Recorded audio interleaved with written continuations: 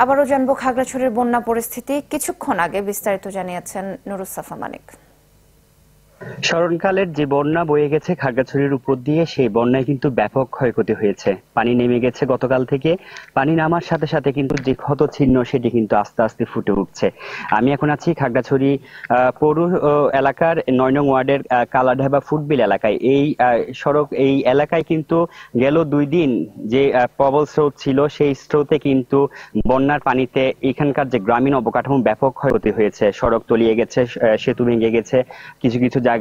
আর সবচেয়ে ব্যাপক ক্ষয়ক্ষতি হয়েছে কিন্তু এখানকার কৃষকদের, কারণ কৃষকরা ১ মাসের ব্যবধানে ২-৩ বার করে অনেকে কিন্তু ধানের বীজ বপন করেছিলেন। সেই ধানের বীজের উপর কিন্তু এখন কিন্তু পলি মাটির আস্তর জমে আছে এবং অনেক কৃষকের কিন্তু স্বপ্ন এই মাটির সাথে মিশে গেছে, কারণ তারা ধার দেনা করে বারবার যে চেষ্টা করেছিলেন সেই চেষ্টা কিন্তু শেষবারের বন্যায় একদম মিশে গেছে। কিভাবে ক্ষয়ক্ষতি হয়েছে, বাগানের অন্যান্য শাকসবজির ক্ষেতেরও কিন্তু ব্যাপক ক্ষয়ক্ষতি হয়েছে এবং যারা চাষিরা রয়েছেন তারা কিন্তু এই ক্ষতি পুষিয়ে ওঠার জন্য কিন্তু সরকারের সহযোগিতা কামনা করছেন।